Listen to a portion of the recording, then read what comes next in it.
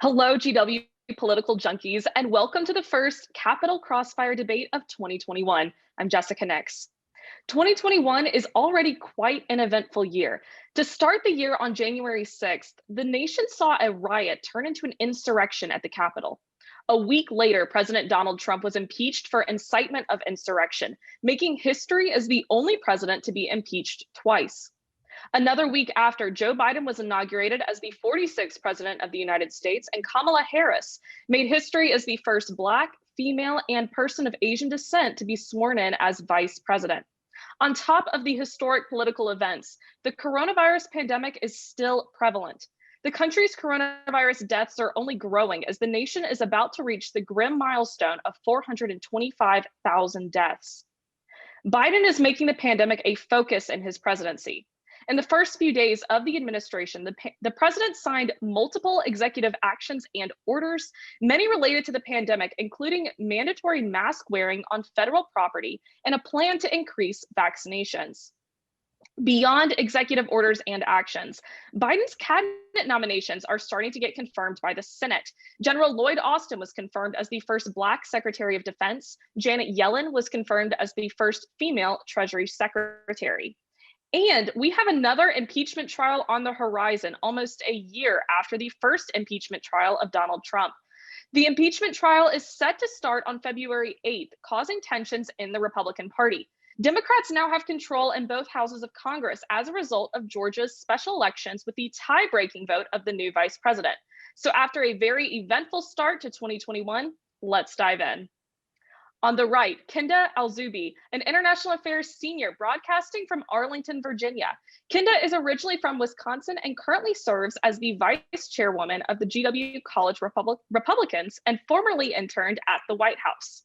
On the left, Teresa Klugevich, a freshman majoring in political science and American history with a minor in law and society. Teresa is originally from and broadcasting from Washington, D.C. A member of GW College Democrats, Teresa is currently interning for New Jersey's Governor Murphy. Thank you both for coming on the show. January 20th marked the inauguration of a new president. For details on the inauguration, check out Capital Crossfire's inauguration special. After the ceremony, President Joe Biden hit the ground running, unveiling over 30 executive orders and actions during his first week in office. Many of these worked to reverse Trump-era policy, just as Trump had done to many key Obama-era policies.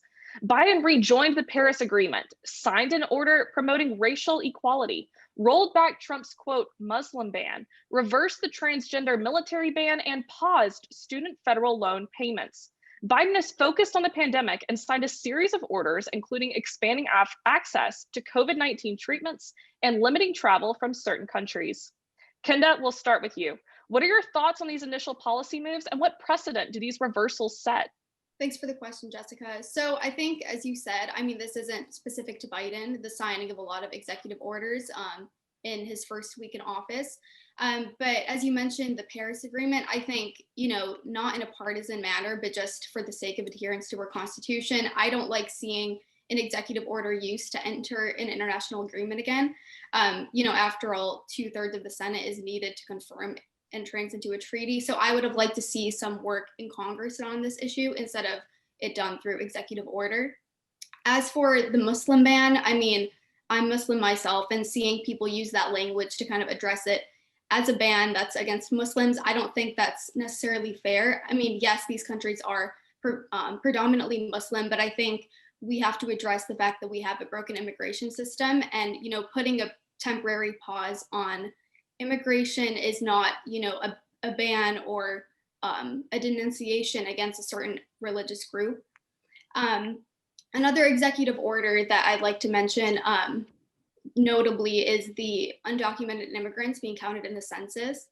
And this is something that I think is worrisome because the census info is used when doing the redrawing of the districts for the House of Representatives, the apportionment of those districts. Most estimations show that there's about 12 million undocumented immigrants in the country. So that would drastically change the funding that would go to certain cities.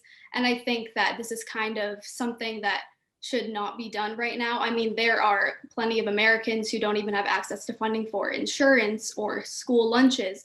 So I think before we focus on taking care of illegal immigrants, we have to focus on the domestic citizens that are actually legal in this country and kind of focusing on those issues first. Teresa, we'll go to you. What are your thoughts on these first policy moves from Biden and also all of his Trump era reversals? Thanks, Jessica. Personally, I'm really glad to see all these executive orders being released, especially to roll back the absolute disaster that President Trump left, not only in Washington, D.C., but in the nation. It is due to his neglect that there are almost 425,000 people dead of the coronavirus. I wanted to address what Kinda brought up about the census and immigrants counted in the census. While I understand her concerns, the millions of immigrants that reside in the United States are what fill and allow our economy to flow and to prosper. And we built this country off of the back of immigrants. And I think it's very wrong to exclude them from the census when they are just a part of society as natural born citizens are. I also want to say that I think it's wonderful that President Biden has rejoined the Paris Climate Accord. The global threat of climate change is beyond any of our ability to comprehend or to solve. Not only is he re-entering the climate accord, but he's revoked the permit for the Keystone Pipeline, which was something President Trump supported full-heartedly. And he's also going to create a task force that is going to research more into the social costs of greenhouse gases. And I think these are very progressive era policies that we weren't expecting to see from Biden, someone that's been known as a moderate in terms of his legislative history. And not only is he doing that, but I think reinstating the ties with the World Health Organization is something that's really going to help in the direction of ending this pandemic. He's already increased the dosage of vaccines promised by the end of the spring and the early fall from 8 million to 10 million. And we're seeing now every day that more healthcare workers, more teachers are becoming vaccinated. And I think that this is something that wouldn't have been able to happen under a second term of President Trump. We'll move on a little bit more into the coronavirus and Biden's plan to tackle that. The forefront of the Biden administration so far seems to be tackling the coronavirus pandemic. His initial $1.9 trillion response plan is already meeting bipartisan opposition. Talks of the $2,000 stimulus checks started circulating in spring of 2020 and have begun to recirculate again. The stimulus seems to have bipartisan support, with Senator Josh Hawley coming forward to endorse the checks a few months ago when President Trump proposed them, while more progressive senators such as Bernie Sanders have been supporting the amount since last year. However, support for this relief is still not unanimous, with some Democratic senators like Joe Manchin opposing the stimulus, saying that FDR would not have done it. Biden has made stimulus checks the center of his response plan in these proposed $1,400 checks to be sent following the $600 checks that came out in December. So Teresa, what is the future of Biden's coronavirus plan, and how will the debate on stimulus checks play out? How will the administration overcome the possible roadblock passing these checks that they may possess? Thanks, Jessica. I think that the stimulus checks of $1,400 are more than needed in the American public right now. Not only did the Trump administration downplay the coronavirus from the very beginning, but they disregarded American workers and the labor force. Now we're seeing the economy crumble because of President Trump. And while he chooses to place the blame on Biden and other Democrats, we can see now that Biden's $1.9 trillion American Rescue Plan is essential. And maybe it may have cost less if President Trump had not left America in this state. But now we need these $1,400 checks. I do believe that now with the tricameral control of Democrats that we will pass the $1,400 checks. And I believe that Americans will see some relief after almost a year of struggle. Not only that, but President Biden has issued many executive orders, like we said, that he's going to launch an all-government effort to provide equitable emergency economic relief to working families and communities, especially underprivileged communities that are often forgotten. It's imperative that we support Biden in these efforts because we need to repair what has been broken by President Trump, and we need to push forward the vaccine and allow every single person to be vaccinated so kids can go back to school, parents can go back to work, and we can rebuild the American economy. So Kenda, what are your thoughts, and how much opposition is Biden going to see for this coronavirus plan? So I think in looking at this, the answer is kind of twofold. So I think kind of in regards to what Teresa said, President Trump, in regard to this matter and the stimulus checks, I mean, he was in support of $2,000 checks going out to Americans. And I'm glad to see Biden proposing 1,400 in those checks. That's good. And I think that that's something that should receive bipartisan support. That's something that Trump was looking into. That's something that Biden has dedicated himself to. And I agree with that full-heartedly. But I think the potential backlash he could face could come from the other parts of the stimulus package. There's more to it than, just the $1,400 stimulus checks.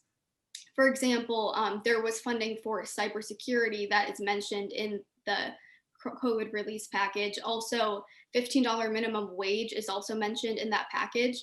And I know that that's something that Democrats are looking to push now with their tricameral support, their tricameral power in the White House, the House, and the Senate.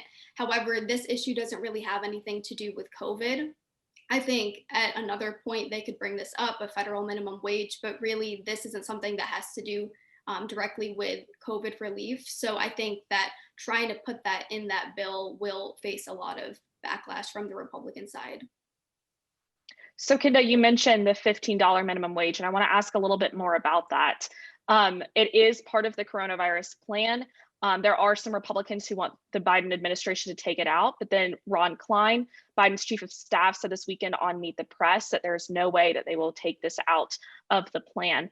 So do you think Democrats will take the minimum wage out and consider it separately for the sake of bipartisanship, since Biden keeps pushing this message of unity? Or are they going to try and aim for a reconciliation vote, which only requires a simple majority, which they have in the Senate?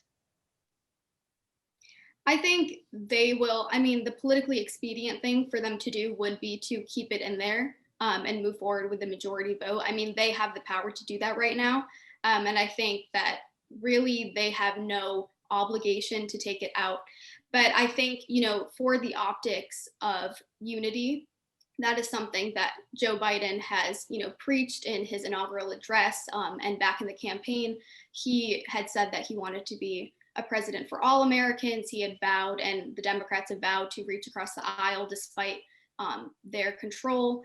And so I think in kind of staying accountable and holding themselves accountable to their call for unity and working across the aisle, it would be really nice to see them take it out and kind of focus on just COVID relief. That is something that really could be bipartisan in nature. So I would like to see them do it, but I really don't think it will happen, just because politically, it's not necessarily the most expedient move. Teresa, what are your thoughts on the minimum wage, and what's the next move for Democrats? I think that it's very important that we keep the $15 minimum wage in the coronavirus bill. Not only is this something that many prominent Democrats, such as Bernie Sanders, have been pushing for years, but it's the least we owe the American people after they've been left in economic distress for the last 4 years. I think it's absolutely insane that President Trump pulled the United States out of the World Health Organization just as we were coming up on the brink of this pandemic.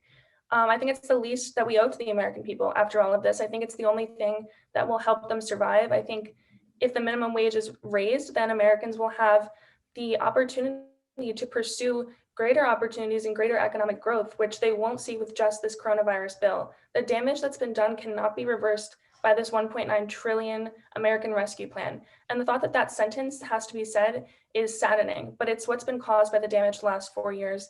And we have to give it everything we have and every bit that we can to repair the damage. And the $15 minimum wage is essential, and it's been essential for years. And many progressive politicians have spoken out about the need for this, especially Bobby Kennedy and JFK himself. They always said that the minimum wage needed to be raised. And I think we've kind of strayed away from that because Republicans believe it's a socialist ideology, when in reality, it's just something that every industrialized nation has, is a higher minimum wage. And we're seen as something out of the blue or out of the ordinary that we don't. So I think it's time that we meet every other country on that level and assist the American people as best we can.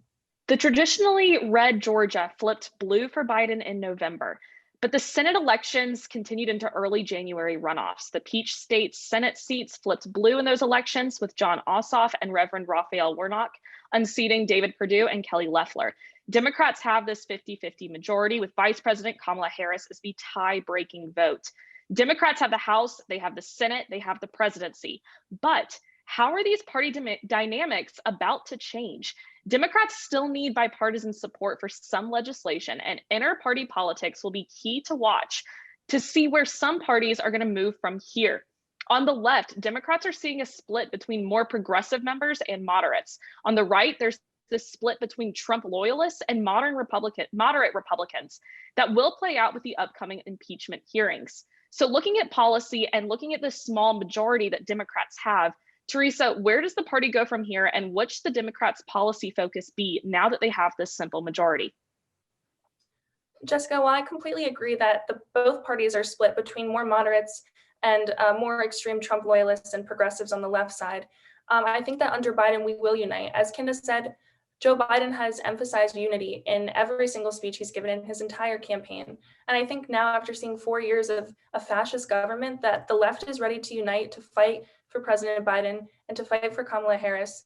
And we can put aside the need for intense progressive change for 4 more years to repair the damage that was done. If Trump hadn't been elected, if we had had a more progressive candidate, if Joe Biden had won in 2016, we would probably be pushing for more progressive policies at this point. But now it's all about uniting the left and the right. And it's also very important to look at the split between the Republican Party. I mean, you see Mitt Romney and even Mitch McConnell, after his loyalist view of Donald Trump for the last 4 years, he came out and denounced his actions at the Capitol, and he denounced his overturning of the election after President Biden was declared the elect for the presidential seat. So I think it's important to see that we're seeing a very large split between the traditional values and what the GOP really stands for, and the Trump loyalists that are caught up in this dream that Trump will somehow hold a second term or a third term or create his own party. So I think it's important to see here that the Democrats are ready to unite, and I think the moderate Republicans can see the common sense now after 4 years of being betrayed by their own president from their own party. Kenda, how can the Democrats reach bipartisan support that they need for some key legislation? I think, Jessica, one aspect that needs to be brought up is the idea that's been tossed around more recently during the transition of power, but also within, the past year or so about the filibuster. I think with this issue, it's been tossed around that it should be gotten rid of, and I know McConnell was keen on keeping that in place.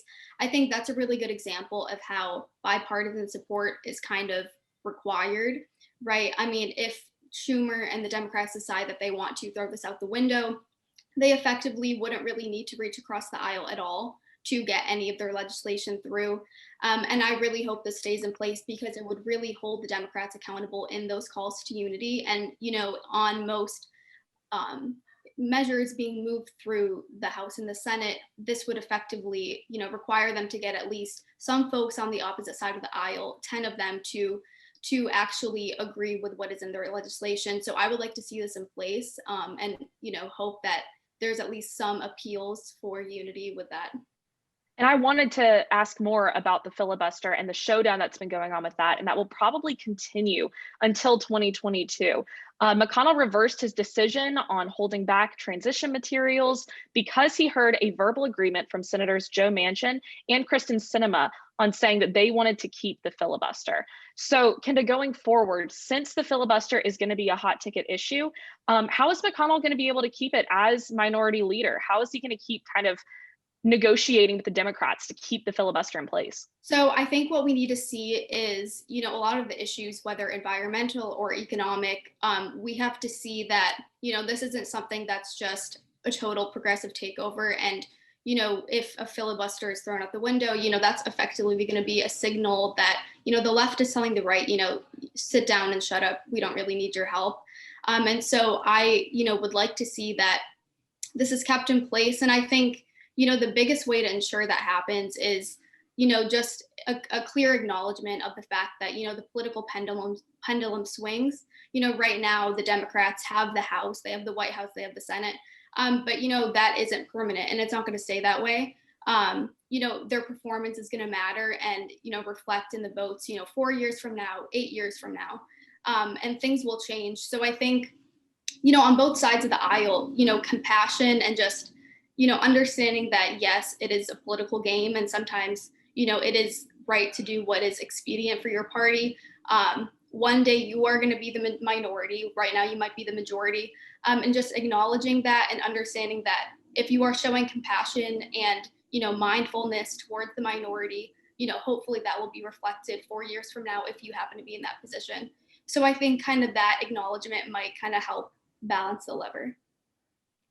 Teresa, what are your thoughts on the filibuster showdown, and how do you think this issue is going to play out in the next few years until the midterms? Well, see, I find it interesting that we're talking about Democrats showing compassion and showing unity when the last 4 years, Republicans haven't shown really an effort or a want to cooperate with the Democrats. And I think now, with Mitch McConnell standing up against Trump, I have no hope of him becoming a moderate Republican. But I do think that many Democrats will agree and they will want to abolish the filibuster. I don't think it's productive in the means of politics. I don't think it gets anything done. And I think it only further promoted the gridlock that we've seen the last 4 years with a split House and Senate. And I definitely think that Mitch McConnell needs to be held accountable, as you said and touched on with his transition materials and withholding them. I think that Mitch McConnell should be held accountable for the threat to national security, which is exactly what it was when he withheld the transition materials that the Biden administration needed to begin the transition of power. They needed the access to the federal agencies. They needed the office space. They needed the ability to elect their officials. They needed the approval, and they weren't given that. And that only further endangered our country, which is already and has been and was in a horrible, very vulnerable state with the coronavirus surging as it still is. And I think that Mitch McConnell needs to be held accountable for that. The Trump loyalists need to be held accountable for that. But I do expect to see a great amount of cooperation with the moderate Republicans, especially because of Biden's, as I said, moderate legislative history. So I do think we'll see some unity there. On January 6th, Trump supporters and conspiracy theorists took to Washington, D.C. with hopes of overturning the election as Congress voted to certify the Electoral College. Donald Trump was then impeached for incitement of insurrection, with the House of Representatives pointing to evidence ranging from the president's tweets to a speech directed at the crowd on January 6th. The impeachment vote was the most bipartisan impeachment vote in history, with 10 House Republicans voting to impeach. January 25th, the article of impeachment reached the Senate, and Donald Trump's trial is set to begin the week of February 8th. So, Teresa, we'll start with you on impeachment. Since the House vote on impeachment was more bipartisan, can we expect more Republicans to vote to convict President Trump? Trump loyalists like Ted Cruz and Josh Hawley will not support removal, but which senators could we see from the Republican Party break party lines? Mitt Romney supported removal in the first impeachment trial with only one of the articles of impeachment. And Mitch McConnell has stated he believes Trump's actions to be an impeachable offense. I think it's really important to see here that the Republican Party is splitting. They're splitting between the common sense moderate Republicans and the Trump loyalists that are still living in this strange daydream where they believe that Donald Trump is the winner.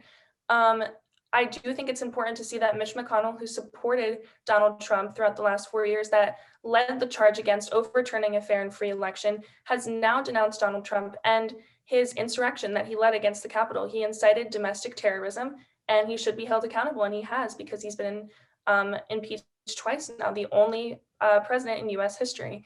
I think it's important to note also that the third most senior in the party, Liz Cheney, has also denounced Donald Trump and his actions, as well as Kevin McCarthy, and they have denounced his incitement of insurrection against the Capitol. I don't believe Mitch McConnell will vote to impeach, but I do believe that Liz Cheney and Kevin McCarthy will speak out against it, and there's a hope that they will vote. We can rely on Mitt Romney to vote yes, and I think he will lead many Republicans, many moderate Republicans. It's really up in the air as of which ones, because we have no idea what backroom conversations go on. But Mitt Romney is well respected, and I do believe that he will lead moderate Republicans to the right side and vote to impeach. So, Kenda, how will the GOP senators act or vote differently in this impeachment trial compared to last year? And like we've talked about, there is this split between the loyalists and the more moderate Republicans. So where is the party going to go from here? So I think this is really interesting because, like you both mentioned, I mean, there are a lot of factions breaking off and, how to deal with this issue within our party. I think that the incitement of insurrection as, the reason for the impeachment makes sense. And I think a lot of Republicans would vote yes on that. I think that, from a legal standpoint, a lot will kind of pause and look at the fact that even though, yes, he did invite people to DC on January 6th, yes, he did give a speech that said, go to the Capitol. He did not say, take your guns, go to the Capitol, kill people, climb the walls. It wasn't direct. And so I think for that reason, people could kind of look at this and say, oh, well, we can't say he directly incited. So I think some people for that reason could vote no. I think another reason people could vote no could be people objecting to the process. They could believe that, yes, Trump did incite an insurrection and he was spreading misinformation about the election results, etc. But they could look at this and say, this is the process at this point of trying a private citizen at this point. We are impeaching a private citizen. He's no longer president. What is the precedent this would set? Is this going to give Trump and his supporters, more zeal, give it more camera time? This is going to be, going through the news cycles. Is this only going to kind of galvanize his base more? So I think for that reason, also some people could kind of think, let's just put this to rest. So I think that there's a lot of reasons Republicans could maybe not vote yes, even though a lot of us kind of might expect them to. So I think it's going to be really interesting to see where they go on this. At the end of the day, 17 are going to have to vote yes for him to get impeached. So, or for him to be removed. So we'll see how it goes. But I think that, it's a really difficult issue. And I think that there's a lot of different ways this is being dissected from the Republican side. And with that final word, and after the first few very eventful weeks of this year, Kinda Alzubi and Teresa Klugevich, thank you both for joining us for the first Capital Crossfire debate of 2021. We loved having you on the show. And to our political junkies at home, thank you for tuning in to our first debate of the year. Be sure to check out our weekly headlines roundup, and our international team will bring you the latest in international developments next week. Keep up with us on Instagram, YouTube, Twitter, and check us out at gw-tv.com. For all of us at GWTV, I'm Jessica Nix. Thanks for getting caught in the crossfire with us. We'll see you next time.